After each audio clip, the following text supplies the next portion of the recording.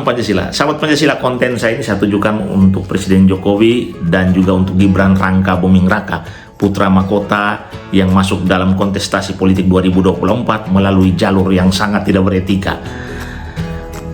Mengamati, melihat apa yang dilakukan oleh Mahkamah Konstitusi melalui Paman Usman yang memutuskan bahwa calon presiden atau wakil presiden boleh berumur di bawah 40 tahun sepanjang pernah menjabat sebagai bupati atau wali kota adalah sebuah hal yang sangat naif dan lucu. Keputusan ini seolah-olah mengangkangi banyak orang muda yang begitu mampu atau begitu memiliki kemampuan, sudah sangat mapan berbuat bagi negeri ini, hanya tidak memiliki pintu untuk masuk dalam pesta atau dalam kontestasi politik 2024 hanya karena mereka tidak pernah menduduki jabatan politik. Keputusan ini bagi saya adalah keputusan yang sangat-sangat diskriminatif. Kemudian jika kita lihat dalam sikap Presiden Jokowi yang membuat sebuah peraturan atau sebuah keputusan bahwa para menteri, bupati, wali kota, gubernur yang mengikuti kontestasi 2024 cukup mengajukan cuti, tidak perlu mengundurkan diri dari jabatan. Keputusan ini juga bagi saya adalah sebuah sikap Jokowi yang sesungguhnya menghancurkan atau memutar balik demokrasi, karena kita ingat betul bahwa pada pesta politik 5 tahun silam semua yang mengikuti atau kontestan dalam kontestasi politik ketika itu harus mengundurkan diri dari jabatannya. Ini dilakukan agar jangan sampai karena jabatan tersebut, karena kuasa tersebut, mereka kemudian mampu menggerakkan organ-organ di bawah yang bergantung kepada jabatan itu. Dan saya percaya bahwa ketika Gibran masih menjabat wali kota dan kemungkinan untuk tidak lengser atau tidak hilang jabatannya sebagai wali kota, pengaruh itu akan mempengaruhi organ-organ pemerintahan yang ada di bawahnya untuk memberikan dukungan atau support kepada dia dalam kontestasi politik 2024. Dan hal lain kemudian ketika KPU secara tiba-tiba mengeluarkan keputusan yang sesungguhnya bagi saya ini sebuah keputusan yang sangat berani menentang arus, menentang gelombang besar dari masyarakat yang sudah kritis, yang sebelumnya begitu kritis menyerang keputusan Mahkamah Konstitusi yang meragukan tentang kedewasaan, kemampuan, kompetensi, dan kapasitas orang Gibran. Bayangkan KPU mengeluarkan sebuah keputusan bahwa debat cawapres didampingi oleh capres, dan dalam hal tertentu apa yang ditanyakan atau apa yang didebatkan, capres bisa ikut ambil bagian dalam proses debat cawapres sekalipun cawapres memiliki porsi yang lebih. Sahabat Pancasila, terhadap kondisi ini saya kemudian berpikir, daripada kita susah-susah melakukan semua hal berkaitan dengan demokrasi, daripada kita mengeluarkan biaya yang begitu besar sementara kita tahu bahwa proses ini sudah dimulai dengan sebuah kecurangan yang luar biasa.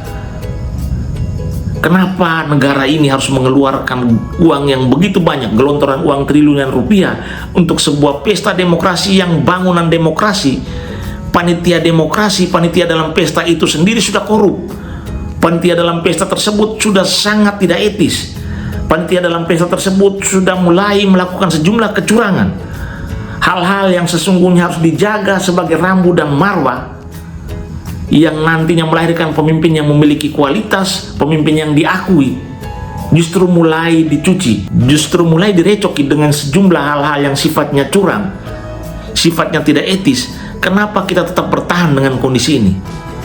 Saya kemudian berpikir bahwa sudahlah Pak Jokowi, jika memang Pak Jokowi memiliki kekuasaan, memiliki keinginan agar Gibran atau Prabowo atau siapapun keluarga Pak Jokowi yang Pak Jokowi inginkan untuk meneruskan atau melanggengkan kekuasaan Pak Jokowi, tidak perlu membuat peraturan-peraturan apapun itu. Tidak perlu kita lakukan kontestasi, kita tidak perlu lagi melakukan pemilu atau apapun itu. Buatlah sebuah peraturan bahwa presiden selanjutnya adalah presiden yang ditunjuk oleh presiden sebelumnya. Jadi mekanisme pemilihan presiden wakil presiden 2024 kita menggunakan mekanisme pengadaan barang dan jasa melalui mekanisme penunjukan langsung. Karena apa gunanya kita berkontestasi? Apa gunanya masyarakat ini kemudian mengalami keterpecahan karena pilihan-pilihan politiknya? Sementara rambu Pranata yang dibuat semua sudah diwarnai oleh kecurangan, penghancuran baliho, pencabutan baliho. Semua hal ini sudah menunjukkan kepada kita bahwa pemilu 2024 settingan siapa pemenangnya sudah ada. Untuk apa negara menghambur-hamburkan uang sementara kemenangan sudah berada pada satu orang atau sekelompok orang atau pada calon tertentu yang memang mendapat backup, mendapat privilege, mendapatkan dukungan luar biasa dari negara. Sungguh sangat memalukan ketika semua orang ketika itu mengagung-agungkan Jokowi, mengagung-agungkan Presiden kebanggaan Indonesia. Termasuk saya, sampai hari ini saya masih mengagungkan, menghargai Jokowi dalam konteks pembangunan infrastruktur. Namun ketika proses demokrasi beberapa waktu lalu mulai diwarnai oleh sesuatu yang tidak etis, hal itu menggerus, bahkan menghancurkan kami sampai pada titik nol, karena kami dikatakan tidak lebih dari kerbau-kerbau bodoh yang ditipu. Sahabat Pancasila melihat pesta politik 2024 yang awalnya sudah diwarnai oleh kecurangan, dan semakin kesini kelihatan rakyat begitu gampang digiring dengan sejumlah upaya-upaya pembangunan opini melalui hasil-hasil survei yang menunjukkan bagaimana dominasi calon tertentu yang sesungguhnya calon yang mendapatkan begitu banyak kritik dari kaum intelektual adalah sesuatu yang sangat tidak masuk akal. Karena sebagaimana yang kita ketahui bahwa pemilih-pemilih rasional itu memiliki kemampuan 3 kali lipat untuk mempengaruhi pemilih-pemilih tradisional. Dan pemilih-pemilih rasional pada umumnya, mereka sepakat bahwa proses masuknya Gibran dalam kontestasi politik 2024 saat ini melalui langkah-langkah, melalui jalan hukum yang sangat tidak etis. Dan pemilih rasional mengetahui betul bahwa negara memberikan jalan, membackup dan menjaga agar putra mahkota yang masih bau kencur ini kelak di 2024 mendapatkan kekuasaan sebagai bagian dari keberlanjutan itu sendiri. Dan bayangkan, orang sekaliber Ganjar Pranowo, Gubernur Jawa Tengah 2 periode, anggota DPR RI 2 periode, dan Mahfud MD yang memiliki kemampuan luar biasa dengan sederetan jabatan-jabatan politik yang juga luar biasa. Muhaimin Iskandar yang begitu luar biasa dengan barisan panjang sejarah-sejarah yang sudah dia torehkan sebagai pemimpin salah satu partai politik.